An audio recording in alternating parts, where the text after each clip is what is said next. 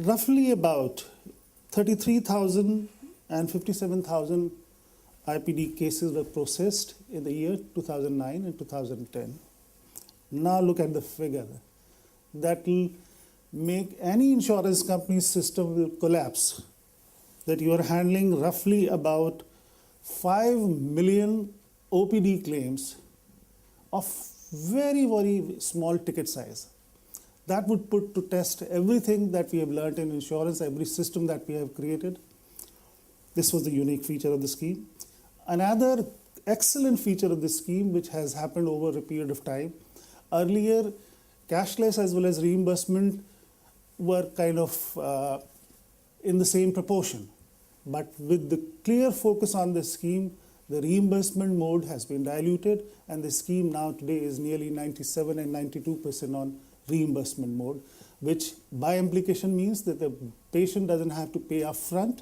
Therefore, it is possible he is financially enabled to access the health care in this scenario. When this scheme started, we'll talk about it later. There's another slide. There is another unique feature here that there is a surplus sharing clause that when claims outgo plus third-party administrators' charges do not reach up to 70%. So the differential is supposed to be given back to the government. A situation which hasn't arisen but for once, right in the first year of the second scheme, that is Rajiv Gandhi. From P&L perspective, I would say that yes, the scheme must have done well, but the data show to the contrary. But if I have one parameter to try and understand whether a scheme is doing well or not, I would say if year on year the premium is decreasing, I would be justified in assuming that yes, the scheme is doing well. And in both the schemes, the premium rate or year on year have gone down. Just to compare, how does this policy or other policies in the inclusive growth insurance space with compare with other customer segment? In retail, you have what you call pre-underwritten products. In group, you customize it. In IGI is inclusive growth insurance space. You have customized products. Premium per capita in retail customer is high, in group is a little lower. But in IGI schemes, it's a very low premium per capita. But conversely, premium per policy in retail is low, in group is high, and in IGI policy it is extremely high per policy premium. The channels for distribution that are used for procurement of business are direct. There cannot be any other way. Underwriting results, as the claims statistics show, retail segment has been very profitable for the insurers in the country. Group has been loss leader, and mass policies have been reasonably profitable, as Biren's presentation on RSBI also showed. The claims, there is no possibility of anti-selection. In retail, you can say no to a proposal. In group, the possibilities get diminished. But in mass policies, there is no alternative available to deny a risk. You are insuring people in group, so there is no possibility of risk selection. Incident rates are extremely high in IGI policies, but claims severity would be extremely low. On an average, one would be it would be safe to hazard a guess that ticket size of inpatient care comes to roughly, it ranges from 4,000 to 5,000, and in case of outpatient care, it can range from 140 to 160 per claim. Now I'm going to talk about just three things. Why this scheme is called mother of all healthcare initiatives in the welfare space. It did three things. It brought in OPD. It was the first ever initiative in India where OPD coverage was afforded under any health insurance policy.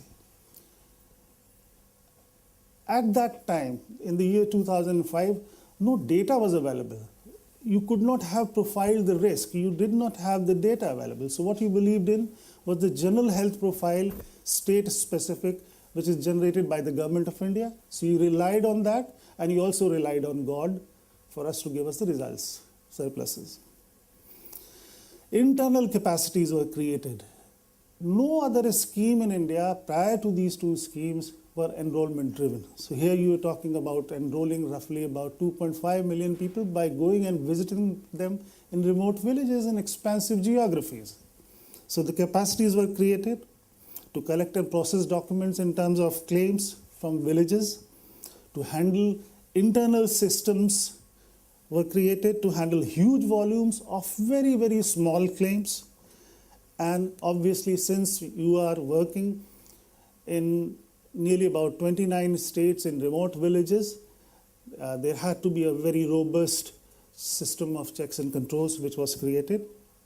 Claims processes were defined because you had to collect document from villages and collect the document from a patient and reach it to the insurance company for processing and payment. So the document processes were defined, claims processes were defined. All OPD centers were mapped to the density of beneficiaries. OPD centers were standalone in nature as well as OPDs forming part of a hospital as well as brought in. What the insurer did, what ICICI Lombard did, since it had no statistical history of OPD, therefore it was absolutely essential that there be regular data mining, instances, claims, hospitals, locations are red flagged, and periodically there is a purging of hospitals, there are purging of claims. Absolute zero tolerance for any instance of leakages from the system. And since the entire enrollment process and collection of documents for OPD claims was driven through roughly about 300 odd cluster coordinators mapped to the density of benefiting population, they also worked as eyes and ears. They also worked towards collecting grapevine for the insurance company. Second innovation that it brought in was Ayush, that is introduction of Ayurveda, Unani, Siddha, and homeopathy. Again, first of its kind in India. It was a great value proposition. Most of us who live in urban geographies would not understand what does it mean to a villager to have access to Ayush facilities, to have been treated by Ayush trained medical professionals. It was a great client value as far as inclusion of Ayush branches of therapies is concerned.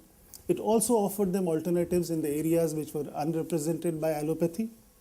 We don't have disaggregated data relating to what has been the utilization levels for the Ayush branch of therapy, but the grapevine suggests that yes, utilization has been extremely encouraging.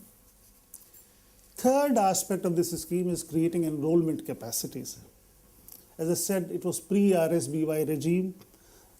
There were no templates. There was no World Bank to clean the data, to deduplicate the data. Practically no database was available.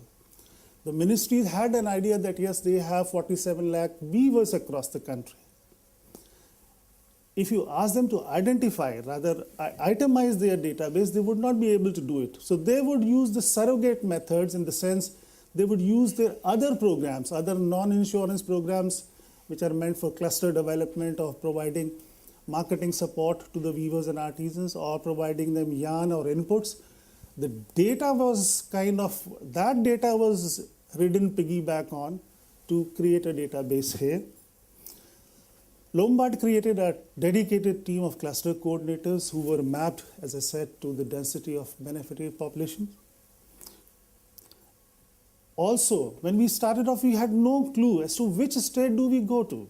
So what we went by was government did an allocation that if across the country 1.8 million people are to be insured, so every state was given an allocation.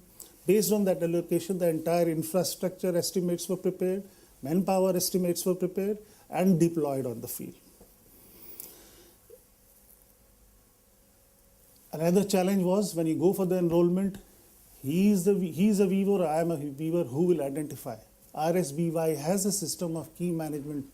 RSBY has a key management system where data, pre-populated data is given to you. At the same time, there is a government functionary, a field key officer, who puts in his own fingerprints in validation of me being a weaver and he not being a weaver.